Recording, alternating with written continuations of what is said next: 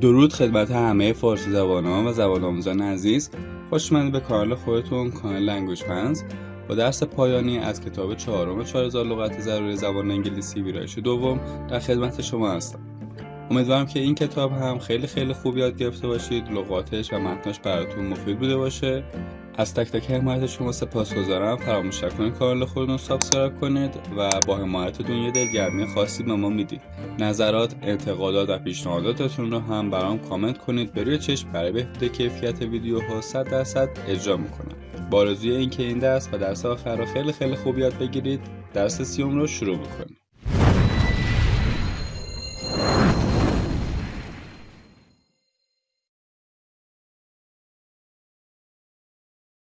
Acrobat. An acrobat is a person who entertains people by doing amazing physical things. اسم هست به معنی آکروبات باز. There were acrobats at the circus that did impressive and complicated jumps. آکروبات بازهایی در آن سیرک بودند که پرش‌های پیچیده و خیره کننده ای را انجام می‌دادند. Advocacy. Advocacy is the act of supporting or recommending something. اسم هست به معنی هواداری، طرفداری. Janine's strong advocacy for the event made people want to attend.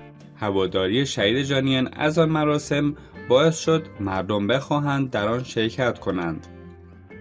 Communal. If something is communal, it involves a group of people. صفت هست به معنی اجتماعی، عمومی. On the weekends, Theo and his son picked up trash in the communal park. در آخر هفته ها ثئو و پسرش زباله های داخل پارک عمومی را جمع می کردند. Fluid. If something is fluid, it is smooth and moves gracefully. صفت هست به معنی نرم، ملایم. Boris was a famous ballet dancer because people admired his fluid movements. بوریس یک رقاص باله‌ای مشهور بود زیرا مردم حرکات نرم و موزون او را تحسین می کردند. Harmonize. To harmonize means to make different things go well together. فعل هست معنی جور کردن، سازگار کردن. The sweet and sour flavors of the dish harmonized well and tasted great. طعم‌های شیرین و ترش آن غذا خیلی خوب با هم جور شده بود، سازگار شده بود و مزه فوق‌العاده‌ای می‌دادند. Industrious. If someone is industrious, they work hard. صفت هست به معنی سخت کوش، پرکار، کوشا. Dennis was very industrious, so he never had problems finding a job. دنیس خیلی سخت کوش بود، بنابراین هرگز در پیدا کردن شغل مشکلی نداشت. Inventive. When someone is inventive, they are good at creating new things. صفت هست به معنی مبتکر، خلاق، ابداعگر. The inventive student built a robot to help her with her chores.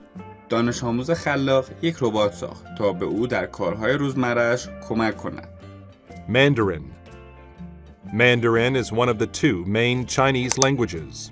اسم هست به معنی ماندارین یا همون زبان چینی رسمی. Although John's parents both spoke Mandarin, he could only speak English. اگرچه پدر و مادر جان هر دو به زبان چینی رسمی یا همون چینی ماندارین صحبت می‌کردند، ولی او فقط می‌توانست انگلیسی حرف بزنه. Metropolitan. If something is metropolitan, it relates to a large city.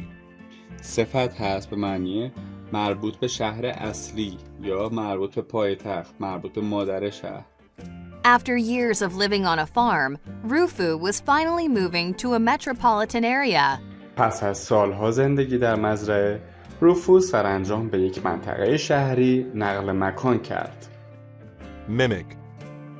To mimic something means to copy the way it sounds, moves, looks, etc. فعل هست معنی تقلید کردن، ادای کسی را درآوردن. The hunter mimicked a duck's call and shot the two ducks that called back. شکارچی صدای اردک را تقلید کرد و دو اردکی را که جواب دادند با تیر زد. Misguided. When something is misguided, it is based on bad judgment or wrong beliefs. صفت هست معنی احمقانه، نادرست، ناموجه. The snake bit Molly during her misguided attempt to catch it. هنگامی که مولی در حال تلاش احمقانش برای گرفتن مار بود، مار او را نیش زد. Rehearse. To rehearse means to practice and prepare for a performance in front of people. فعل هست به معنی تمرین کردن، تعلیم دادن، آموزش دادن. Vic's band rehearsed all week before their first show. گروه ویک قبل از اولین نمایش تمام هفته را تمرین کردند. Resourceful. A resourceful person is clever at using what resources they have. صفت هست به معنی مبتکر، مدبر، کاردان. Because he was very resourceful, he could make most of the things he needed rather than buying them. چون او آدم بسیار مبتکری بود، اکثر چیزهایی را که لازم داشت به جای خریدن خودش می ساخت. Scorn. To scorn someone means to behave without respect toward them. فعل هست به معنی تحقیر کردن، حقیر شمردن. The criminal was scorned by everyone in the community. آن جنایتکار توسط همه افراد جامعه تحقیر شد. Sensory. If something is sensory, it is related to the senses. صفت هست به معنی حسی.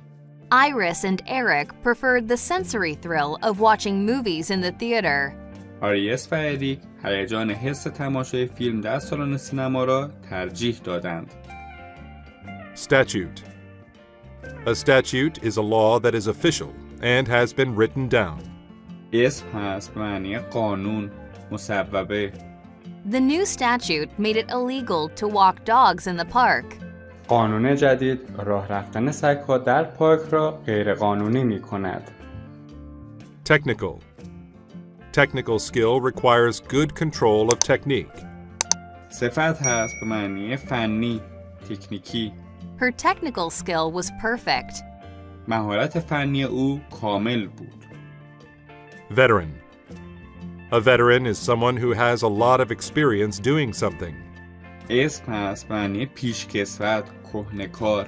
Hank was the team veteran and had completed more races than anyone else.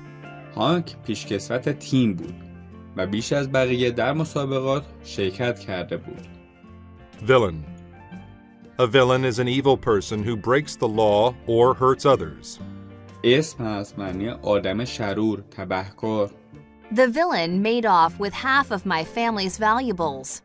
مرد شرور با نیمی از وسایل ارزشمند خانواده من فرار کرد. Vine. A vine is a plant that has long, twisting stems and climbs upward. اسم هست به معنی گیاهی که پیچکی باشه، گیاهی که رونده باشه. به معنی درخت انگور هم هست. The branches of the trees were covered with vines. شاخه‌های درختان با گیاهان پیچک پوشیده شده بودند.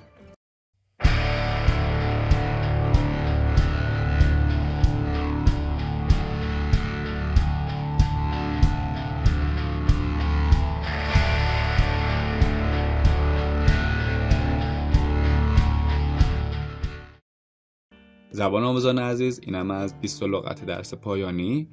امیدوارم که خیلی خوب یاد گرفته باشید. به سراغ متن این درس میریم و از این 20 لغت داخل متنش استفاده میکنیم تا بهتر و بیشتر براتون جا بیفته. 100 plays. 100 نمایش. Over 2,000 years ago, Chinese farmers had a problem. Even though they were very industrious, the weather became too cold outside to plant rice. So, what did they do?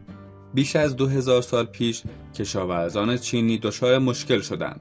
اگرچه آنها خیلی سخت کوش بودند، ولی هوای بیرون آنقدر سرد شد که آنها دیگر نتوانستند غذای اصلیشان برنج را بکارند. پس آنها چه کار کردند؟ Since they had so much free time during the long, cold winters, the inventive farmers were very resourceful and started performing tricks to entertain themselves. از آنجا که آنها در طی زمستان‌های سرد و طولانی وقت آزاد زیادی داشتند، کشاورزان خلاق خیلی مبتکر بودند و شروع به اجرای تردستی‌هایی برای سرگرم کردن خودشان کردند. They used their farm tools and anything they could find to make their tricks more spectacular and full of energy. They even twisted their bodies into abnormal shapes and performed awesome jumps. آنها از وسایل و ابزار کشاورزی و هر چیزی که می توانستند استفاده کردند تا تردستی‌های خود را جالبتر و سرشار از انرژی کنند. حتی بدنهایشان را به شکل‌های مضحکی پیچ و تاب می‌دادند و پرش‌های شگفت انگیزی انجام می‌دادند. Over time, they became great acrobats, and their art form came to be known as 100 plays. در طی زمان آنها به آکروبات بازهای ماهر تبدیل شدند و هنر آنها به 100 نمایش معروف شد. 100 plays involves doing many kinds of tricks. For example, in Mandarin-speaking parts of China, performers do the lion dance. 100 نمایش شامل انجام انواع زیاد تردستی و شعبده بود. برای مثال، در بخش‌هایی از چین که به زبان ماندارین سخن می‌گویند، اجرا کننده ها رقص شیر انجام می‌دهند. They wear costumes and mimic the animals' movements. Early performers also did tricks on ropes and vines that were high above the ground. آنها لباس‌های مخصوص به تن می‌کنند و حرکات حیوانات را تقلید می‌کنند. اجرا کننده های اولیه همچین شعبده بازهایی بر روی طناب به گیاهان پیچک که در ارتفاع زیادی از زمین قرار دارند اجرا می‌کنند. Even though the acrobats' fluid movements may have looked easy, they took a lot of practice and required great technical skill. حتی اگرچه حرکت‌های هماهنگ و موزون آکروبات بازها ممکن است آسان به نظر برسد، ولی آنها برای انجام آنها تمرین زیادی می‌کنند و مهارت تخصصی بالایی را به خدمت می‌گیرند. Learning 100 plays is a communal event. A veteran of the acrobatic arts usually teaches younger people in the village. They spend a lot of time rehearsing. The young performers also learn an old philosophy. یادگیری 100 نمایش یک واقعه اجتماعی و همگانی است. یک پیشکسوت هنرهای آکروباتیک معمولاً به افراد جوانتر روستا آموزش می‌دهد. آنها زمان زیادی را به تمرین کردن می‌گذرانند. اجرا کننده های جوان همچنین یک فلسفه قدیمی را یاد می‌گیرند. The teachings help them harmonize the sensory aspects of acrobatics with the mental aspects. In other words, it teaches them to use their physical and mental strength together. آموزش‌ها به آنها کمک می‌کند تا جنبه‌های حسی حرکات آکروباتیک را با جنبه‌های ذهنی هماهنگ کنند. به عبارت دیگر، این کار به آنها یاد می‌دهد که از قدرت بدنی و ذهنی خود با همدیگر بهره بگیرند. Since the art has its origins with poor farmers, rich people used to scorn the acrobats. They thought acrobats were villains who just wanted to trick them. But later, their misguided opinions changed. Acrobats came to be respected in Chinese society. از آنجا که این هنر از سوی کشاورزان فقیر پا گرفته است، افراد ثروتمند آکروبات بازها را تحقیر می‌کردند. آنها فکر می‌کردند آکروبات بازها افراد شروری هستند که فقط می‌خواهند آنها را فریب دهند. اما بعدها باورهای غلط آنها تغییر پیدا کرد و آکروبات بازها در جامعه چین مورد احترام قرار گرفتند.